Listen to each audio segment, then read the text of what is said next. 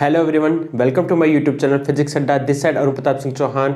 और आज हम स्टार्ट करेंगे अपना जो फोर्स और लॉ ऑफ मोशन का जो यूनिट चल रहा था उसका लेक्चर नंबर 2। तो हमने जो लास्ट वीडियो लेक्चर में देखा था उसमें हमने पढ़ा था गति के बारे में कि गति क्या होती है, विस्थापन, इसके अलावा हमने पढ़ा था दूरी, इसके अलावा हमने पढ़ा था वेग, चाल, त्वरण तथा संवेग के बारे में हमने जानकारी करी थी। ठीक है, अब हम देखेंगे आवेग कि आवेग क्या होता है। आवेग को इंग्लिश में बोलता है इम्पल्स। जैसे हमने देखा था जो संवेग था वो था हमारा P बराबर m इंटू वी। ठीक है, त्वरण था वो था वेग में परिवर्तन, वेग में परिवर्तन। इस प्रकार जो हमारा आवेग है वो है संवेग में परिवर्तन। ठीक है, यानी ये हो जाएगा हमारा संवेग में परिवर्तन। क्या हो जाएगा? अंतिम संवेग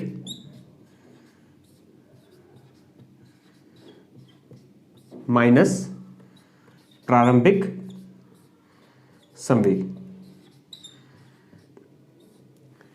ठीक है, तो ये हो जाएगा हमारा आवेग, इंपल्स। ठीक है, आइए इस पे एक हम न्यूमेरिकल देख लेते हैं।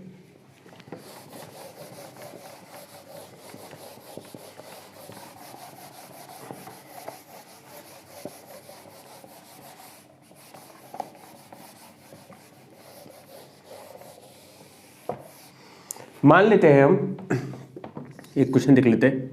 माना ये कोई ऑब्जेक्ट है, ठीक है, इसका जो मास है वो है हमारा 1 kg, 1 किलोग्राम का एक ऑब्जेक्ट है जो प्रारंभ में v1 बराबर 10 मीटर प्रति सेकंड की वेग से गति कर रहा है। ठीक है, और ये गति करने के बाद कुछ समय पश्चात इस ऑब्जेक्ट का जो वेग है v2 वो हो जाता है 20 मीटर प्रति सेकंड तथा इसका जो मास है वो रहता है 1 kg एज इट इज। तब इस अवस्था में आवेग का मान क्या होगा, यानी जो हमारा इंपल्स होगा उसकी वैल्यू क्या होगी। यहां से देखते हैं, जो हमारा आवेग होता है वो क्या है? संवेग में परिवर्तन, यानी अंतिम संवेग और प्रारंभिक संवेग। जो संवेग था वो हमने क्या पढ़ा था? संवेग पढ़ा था हमने मास गुणा वेलोसिटी, यानी जो ऑब्जेक्ट जो वस्तु है उसके मास को हम अगर उस वस्तु के वेग से गुणा कर देते हैं तो हमें क्या मिलता है? संवेग का मान मिलता है। ठीक है, तो अंतिम संवेग क्या होएगा? अब यहाँ से देखेंगे जो मास है वो m है और वेलोसिटी क्या है आपकी v2, तो m इंटू वी2 माइनस प्रारंभिक संवेग। प्रारंभिक मास कितना है? m ही है और इसका वेग कितना है? v1। ठीक है, तो मास की वैल्यू क्या है यहाँ पे? इस जगह 1 kg है और वेलोसिटी कितनी है? 20 मीटर से का, तो 1 इंटू 20 माइनस यहाँ पे मास कितना है? 1 kg, हमने 1 लिखा। वेलोसिटी कितनी है?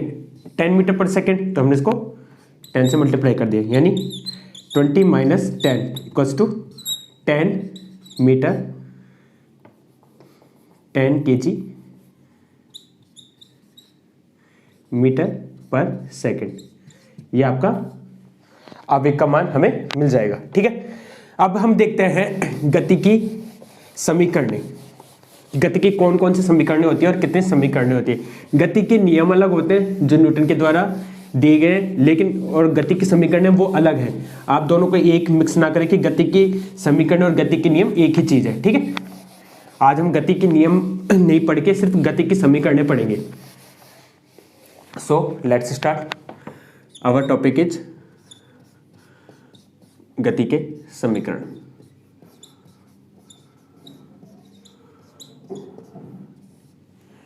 यानी equation of motion. Law of motion यानी गति के नियम अलग है और इक्वेशन ऑफ मोशन अलग है। तो जो आपकी पहली गति की समीकरण है वो है v equals to U plus A multiply with T. Second है वो है आपकी s equals to U into T plus half a into T square. जो तीसरे समीकरण है गति की वो है आपकी v स्क्वायर बराबर यू स्क्वायर प्लस 2as। ठीक है, तो ये आपकी गति की समीकरण होती है। पहली है आपकी v equals to U plus a into T. Second है s बराबर U T plus half A T square. और जो अंतिम गतिक समीकरण वो है आपकी v स्क्वायर बराबर यू स्क्वायर प्लस 2as। अब आप लोग सोच रहे होंगे कि यहाँ पर u क्या है, v क्या है, a क्या है और s क्या है, तो हम देख लेते हैं। जो v है वो है आपका अंतिम वेग, अंतिम अवस्था का वेग, यानी जो आपका ऑब्जेक्ट होगा या कोई भी वस्तु होगी या फिर कोई भी व्यक्ति होगी जिसका हम अंतिम वेग निकालना चाहते हैं वो आपका v कहलाता है। ठीक है, u है आपका प्रारंभिक वेग,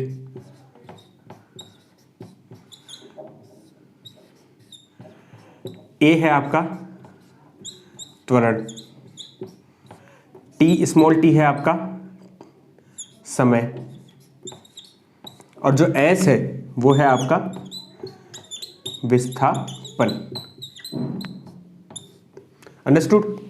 यानी आपको दे रखा होगा किसी वस्तु का आपका प्रारंभिक वेग दे रखा हो u, ठीक है, समय दे रखा हो और उस वस्तु का आपको त्वरण भी दे रखा हो और पूछ ले कि वो कितना विस्थापन या कितनी दूरी तय करेगा, तो हम गति की द्वितीय समीकरण को यूज करेंगे। और अगर दे रखा हो को आपको किसी वस्तु का प्रारंभिक वेग दे रखा हो और त्वरण दे रखा हो और समय दे रखा हो और अंतिम वेग पूछ ले, तो हम गति की प्रथम नियम को गति का जो प्रथम समीकरण है उसको प्रयोग करेंगे। और यदि आपको क्या बोलते हैं प्रारंभिक वेग दे रखा हो और तय की गई दूरी या फिर विस्थापन का दे रखा हो और उस प्रश्न के अंदर आपको अंतिम वेग पूछ रहा हो, v की वैल्यू पूछ रहा हो, तो हम गति की तीसरे समीकरण का प्रयोग करेंगे। ठीक है, तो हम इस पे एक न्यूमेरिकल देख लेते हैं।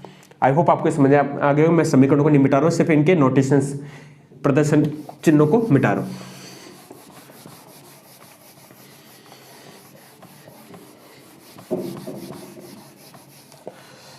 एक क्वेश्चन है, जैसे कोई कार, जैसे एक कार है, ठीक है, ये कार है, इसका प्रारंभिक वेग वो है 20 मीटर प्रति सेकंड। ठीक है, तथा इसी कार के लिए जो त्वरण है उसका मान है हमारा 3 मीटर प्रति सेकंड स्क्वायर। तो क्वेश्चन में पूछा कि t यानी t बराबर 5 सेकंड बाद अंतिम वेग क्या होगा, अंतिम वेग क्या होगा। ठीक है, तो आप देखेंगे हमें क्या दे रखा है, प्रारंभिक वेग, ये मैंने इसको लिखा है प्रारंभिक वेग। ठीक है, प्रारंभिक वेग दिया हुआ है, त्वरण दिया हुआ है और समय दिया हुआ है, तो हमें क्या पूछ रहा है, अंतिम वेग पूछ रहा है।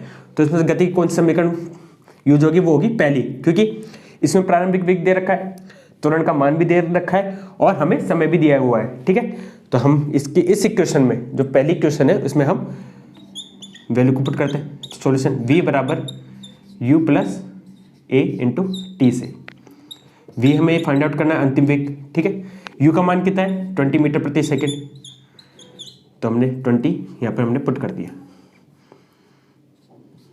त्वरण का मान कितना है 3 मीटर प्रति सेकंड स्क्वायर, तो हमने यह 3 रख दिया। कितने समय बाद पूछा है वस्तु का वेग, वो पूछा है 5 सेकंड बाद, तो हम इसको 5 से मल्टीप्लाई कर देंगे। 20 प्लस 15 इक्वल्स टू 35 मीटर पर सेकंड। जो वस्तु का वेग होगा वो होगा 35 मीटर पर सेकंड। ठीक है, किसकी सहायता से सोल्व किया हमने, गति की पहली समीकरण की सहायता से। मान लो इसी प्रश्न के अंदर कि ये कार है जिसका हमको प्रारंभिक वेग दे रखा है 20 मीटर पर सेकंड स्क्वायर। ठीक है, और हमें क्या बोलते हैं, त्वरण का मान दे रखा है 3 मीटर पर सेकंड स्क्वायर और समय दिया गया है t बराबर 5 सेकंड मीटर स्क्वायर। तो इसी क्वेश्चन में मैं इसको यहाँ लिख लेता हूँ, इसी क्वेश्चन में विस्थापन क्या होगा, विस्थापन या फिर मैं बोल सकता हूँ तय की गई दूरी। तय की गई दूरी क्या होगी, तो तय की गई दूरी के लिए आपके पास क्या क्या दे रखा है, इनिशियल प्रारंभिक वेग दे रखा है, त्वरण का दे रखा है और समय दे रखा है। तो इक्वेशन 3 में देखोगे उसमें क्या है, इसमें भी एस विस्थापन निकाल सकते हैं, लेकिन इसके लिए क्या चाहिए हमें, अंतिम वेग चाहिए। वो हमने यहाँ से कैलकुलेट कर लिया, या तो हम इस इक्वेशन को से सॉल्व करें कि v का मान हमने निकाल चुके हैं, लेकिन अगर हम इसको एक तरीके से कर सकते हैं क्योंकि हमारे पास प्रारंभिक वेग है, समय है, त्वरण है, और हम s बराबर विस्थापन से भी निकाल सकते हैं। ठीक है, तो s बराबर u into T plus half a into T square से। तो यहाँ से s क्या हो जाएगा, u कितना है हमारे पास 20 है, तो 20 इंटू टी कितना है 5 प्लस हाफ a कितना है हमारे पास 3 इंटू 3, समय कितना है 5, तो 5 का स्क्वायर कितना हो जाएगा 25।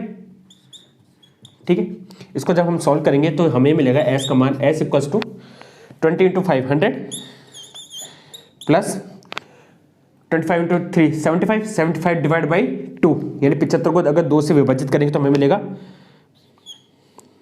37.5, तो ये हो जाएगा 137.5 मीटर। यानी इस अवस्था के अंदर जो कार के द्वारा तय की गई जो दूरी है वो कितनी हो जाएगी 137.5 मीटर। आई होप आपको यहाँ तक समझ में आया होगा। आज के लिए इतना काफ़ी है, हमने यहाँ पे गति के समीकरणों को समझा है। ठीक है, नेक्स्ट लेक्चर में हम पढ़ेंगे कि बल क्या होता है, फोर्स क्या होता है, उसके डिफरेंट टाइप्स को देखेंगे, प्रकारों को देखेंगे, और हम न्यूटन्स के लॉ ऑफ मोशन को यानी गति के नियमों को भी समझेंगे। ठीक है, थैंक यू। और आप इस वीडियो लेक्चर को शेयर कीजिए, और जो लोग इस वीडियो को देखते हैं तो कमेंट जरूर करें और चैनल को मैक्सिमम से मैक्सिमम सब्सक्राइब जरूर करवाएं। Thank you so much.